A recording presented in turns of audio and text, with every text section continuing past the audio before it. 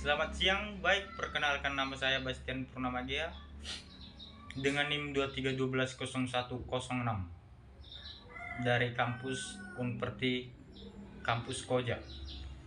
Baik, di sini saya menjelaskan tentang inflasi yang terjadi di Indonesia. Nah, inflasi di Indonesia adalah fenomena kenaikan harga barang dan jasa secara umum dan terus-menerus dalam jangka waktu tertentu. Nah, inflasi mencerminkan itu menurunnya daya beli masyarakat karena nilai uang yang digunakan untuk membeli barang semakin kecil. Penyebab inflasi di sini yaitu penyebab inflasi di Indonesia terbagi beberapa macam. Nah, satu, inflasi tarikan permintaan atau demand pull inflation.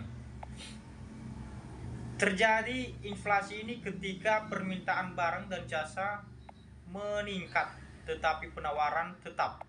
Nah, contohnya menjelang lebaran, permintaan naik drastis, harga juga ikut naik secara drastis ya. Nah, kedua, inflasi dorongan biaya atau cost push inflation. Nah, ini juga disebabkan oleh naiknya biaya produksi. Contohnya seperti harga bahan baku atau upah buruh. Contohnya jika harga BBM naik, ongkos produksi dan distribusi naik, harga barang pun ikut naik. Nah, ketiga, inflasi dengan ekspektasi. Inflasi karena ekspektasi ya. Ketika pelaku ekonomi memperkirakan akan ada inflasi di masa depan karena menaikkan harga lebih awal. Nah, keempatnya, inflasi karena kebijakan moneter.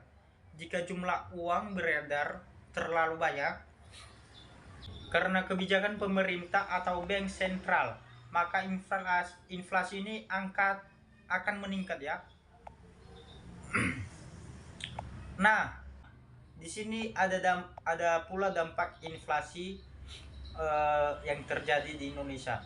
Nah, secara negatifnya menurunkan daya beli dan meningkatkan biaya hidup dan ketidakpastian usaha. Nah,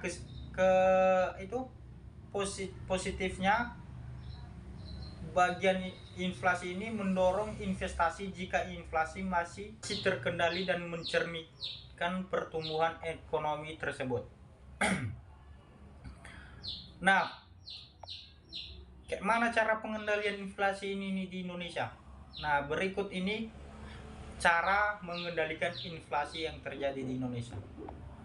Bank Indonesia sebagai otoritas moneter yang memiliki tugas untuk menjaga inflasi agar tetap stabil.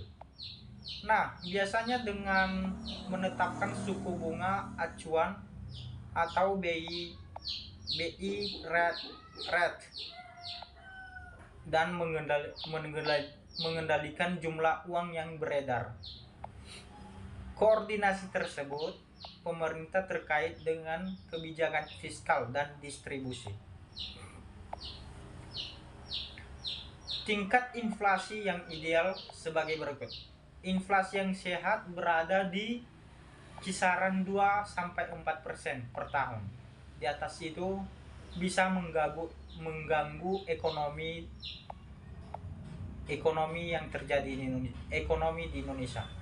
Di bawah itu atau deflasi juga bisa berbahaya karena menurunkan kebijakan produksi dan konsumsi di Indonesia.